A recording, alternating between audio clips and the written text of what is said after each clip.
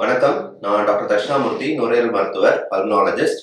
இன்னைக்கு நம்ம ஹிமாப்டைசிஸ் அப்படின்றத பத்தி பார்க்கலாம். ஹிமாப்டைசிஸ் அப்படின்னா என்னன்னா, இருமி சளியில ரத்தத்தோட கலந்து வர்றது.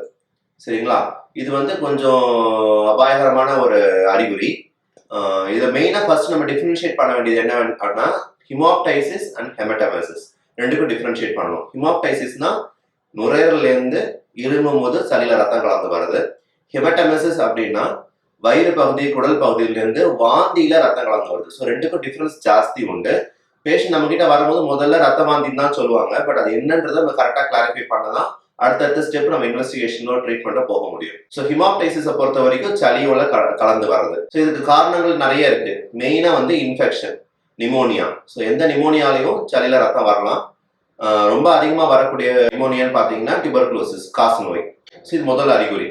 இரண்டாவது கேன்சர், நுரையில கட்டி அந்த மாதிரி ஏதாவது ப்ராப்ளம் இருந்தாலும் நமக்கு நுரையில ரத்தம் வரதுக்கு அதிக வாய்ப்பு. தேர்ட் அப்படின்னு பார்த்தீங்கன்னா பிராங்கிக்டேசிஸ், அதாவது ஏற்கனவே டிபியோ ஏதோ ஒரு இன்ஃபெக்ஷன் தழும்பான நுரையீரல்ல இருந்து ரத்த கசிவு வந்தால் அது தேர்ட் காஸ், பிராங்கிக்டேசிஸ் சொல்லுவோம். இதுல நிறைய வெரைட்டிஸ் இருக்கு. போஸ்ட் இன்ஃபெக்டிவ், போஸ்ட் இன்ஃப்ளமேட்டரி நிறைய காசஸ் இருக்கு.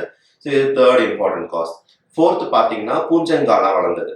அதாவது நுரையீரல ஆல்ரெடி ஒரு தழும்பு இருக்கு, ஒரு ஓட்டை இருக்குன்னா அந்த ஓட்டக்குடியில ஃபங்கல் இன்ஃபெக்ஷன் ஆஸ்பர்ஜிலோமான்னு சொல்லுவோம். ஃபங்கல் பால், நிறைய டைப் ஆஃப் ஃபங்கல் பால்ஸ் இருக்கு. மோஸ்ட் காமனா நம்ம பார்க்கறது ஆஸ்பர்ஜிலோமா. இந்த ஃபங்கல் பால் அப்படின்றது என்ன பண்ணோம்னா, அது பக்கத்துல இருக்க நுரையில அரிச்சு அங்கேயே நமக்கு ரத்தம் வரும். இது இன்னொரு விதமான காஸ். இதெல்லாம் இல்ல, ரொம்ப அதிகமா பிபி இருக்குன்னா கூட சில பேருக்கு மூக்குல இருந்து ரத்த கசிவு அது உள்ள எடுத்துக்கிட்டு திருப்பி வெளியில இருமல்ல ரத்தமா வரும். இது ஸ்பூரியஸ் ஹிமாப்டைசிஸ், அப்பர் ஏர்வே ப்ளீடிங்ல ஸ்பூரியஸ் ஹிமாப்டைசிஸ் சொல்லுவோம். இல்ல எனக்கு ஹார்ட் ப்ராப்ளம் இருக்கு அப்படின்னா கூட சில பேருக்கு இந்த வேல்வ்ல பிரச்சனை இருக்கு அப்படின்னா கூட ப்ளீடிங் வரும். மைட்ரல் ஸ்டெனோசிஸ், வேல்வ்ல மைட்ரல் ஸ்டெனோசிஸ் அடப்பு இருந்துச்சுன்னா அதுல கூட ப்ளீடிங் வரதுக்கு வாய்ப்பு. ஸோ எதனால நமக்கு ப்ளீடிங் வருதுன்றத ஃபர்ஸ்ட் ஐடென்டிஃபை பண்ணிட்டு நெக்ஸ்ட் ஸ்டெப் இன்வெஸ்டிகேஷன்ஸ். அதாவது என்னென்னலாம் பண்ணி கண்டுபிடிக்கலாம் அப்படின்னா, முதல்ல ஒரு எக்ஸ்ரேல சரியா தெரியல அப்படின்னா நம்ம சிடி ஸ்கேன் பண்ண வேண்டியிருக்கும். சிடி ஸ்கேன், எக்கோ பண்ணணும், பிளட் டெஸ்ட் பார்க்கணும். இதெல்லாம் எதுவுமே இல்லை, நல்லாமே நார்மலா இருக்குன்னா சில பேருக்கு ரத்தம் உரையிற தன்மையே கம்மியா இருக்கும். ஸோ ப்ளீடிங் டெண்டன்சி ஜாஸ்தியா இருந்துச்சுன்னா அவங்களுக்கு கூட சின்ன சின்ன இருமல்ல கூட அவங்களுக்கு ப்ளீடிங் ஜாஸ்தியா வரும். ஸோ ரத்தம் உரையிற தன்மையும் நம்ம பிளட்ல பார்க்கணும்.